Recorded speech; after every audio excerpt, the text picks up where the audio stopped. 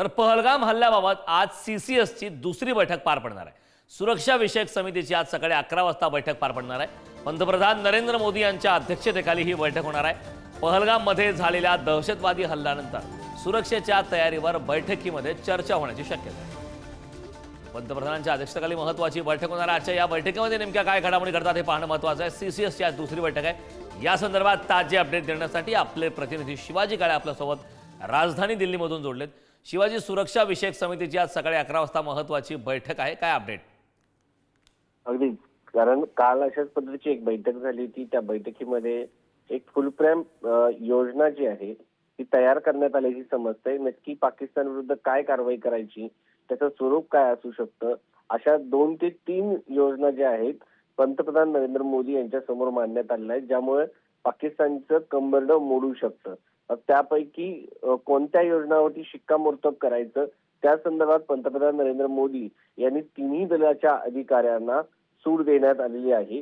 जी बैठक झाली आतापर्यंत पंतप्रधान नरेंद्र मोदी सर्व ज्या बैठका होत होत्या, एक सर्वात अगोदरची बैठक झाली होती पंतप्रधान नरेंद्र मोदी जेव्हा परदेश दौऱ्यावरून आले, त्याच्यानंतर कॅबिनेट कमिटी ऑन सिक्युरिटीची बैठक झाली। त्यानंतर झालेल्या ज्या बैठका होत्या त्या साधारणपणे पंतप्रधान नरेंद्र मोदी संरक्षण मंत्र्यांची वेगळी बैठक घ्यायचे, NSCची वेगळी बैठक घ्यायचे, CDS म्हणजे Anil Chauhan chief of defence staff आहेत, तिन्ही सेना दलाचे प्रमुख आहेत, त्यांची वेगळी बैठक व्हायची, आर्मी प्रमुखांची वेगळी बैठक व्हायची, AP सिंग जे वायुसेनाध्यक्ष आहेत त्यांची बैठक व्हायची। मात्र कालची बैठक जर आपण पाहिली त्या सगळ्या लोकांची एकत्रित बैठक, त्यांच्या प्रत्येकाच्या डोक्यात वैयक्तिकरित्या काय काय प्लॅन आहेत हे पंतप्रधान नरेंद्र मोदी यांनी जाणून घेतलं। त्यानंतर सगळ्यांना एकत्र केलं आणि सगळ्यांचं म्हणणं एकत्रितपणे ऐकून घेतलं। आता सगळ्यामध्ये जे काही प्लॅन पाकिस्तानच्या विरोधात वापरायचे आहेत ते प्रत्येकांचे ऐकून याच्यामधील कोणता बेस्ट प्लॅन आहे याच्यावरती निर्णय घेण्यात यावा आणि त्याच्यानंतर आज त्याच्यावरती शिक्कामोर्तब होणार आहे।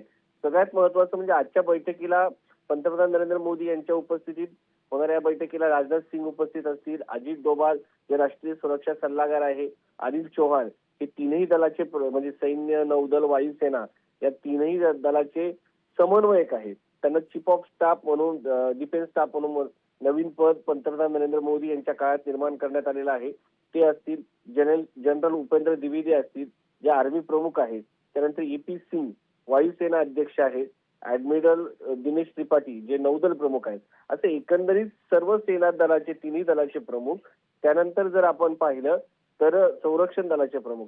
आता या सगळ्या युद्धाचा परिणाम भारताच्या अंतर्गत सुरक्षेवर काही होणार असेल तर आजच्या बैठकीला अमित शहा देखील उपस्थित असतील आणि सगळ्यात महत्त्वाचं म्हणजे जर पाकिस्तानवरती किंवा यासाठी जर आर्थिक बाबतीची मदतीची गरज असेल त्यासाठी अर्थमंत्री देखील उपस्थित असतील। आणि या सगळ्याच्या पलीकडे जाऊन जे आपला नीती आयोग आहे त्याचे उपाध्यक्ष देखील बैठकीला उपस्थित असू शकतात। म्हणजे साधारणपणे जेव्हा प्लॅन तयार केला जातो त्याच्यासाठी लागणारी आर्थिक मदत असो किंवा भारताच्या अंतर्गत सुरक्षेवरती काही परिणाम होणार आहे का, सीमेवरती काय परिणाम होणार आहे का, असं एकंदरीत जर पाहिलं सगळ्या याच्या बाबतीमध्ये तर कॅबिनेट कमिटी ऑन सिक्युरिटी जे असते त्याच्यामध्ये देशातील महत्त्वाचे मंत्री आणि जे त्याचा परिणाम देशाच्या सुरक्षतेवरतीच होतो अशा सर्व मंत्र्यांचा समावेश होतो। आणि या सगळ्या बैठकीमध्ये आजच्या बैठकीमध्ये एक सगळ्यात महत्त्वाचं नाव म्हणजे परराष्ट्र मंत्री देखील उपस्थित असण्याची शक्यता व्यक्त केली जात आहे। त्यामुळं जे CCS असं ज्याला म्हटलं जातं ती बैठक आज होते आणि या बैठकीमध्ये अंतिम स्वरूप जे आहे हल्ल्याचं कारवाईचं दिलं जाणार आहे। नक्कीच शिवाजी, या बैठकीमध्ये नेमक्या काय घडामोडी घडतात याबद्दलचे ताजे अपडेट वेळोवेळी आपल्याकडून घेत राहू। तुर्तास खूप खूप धन्यवाद।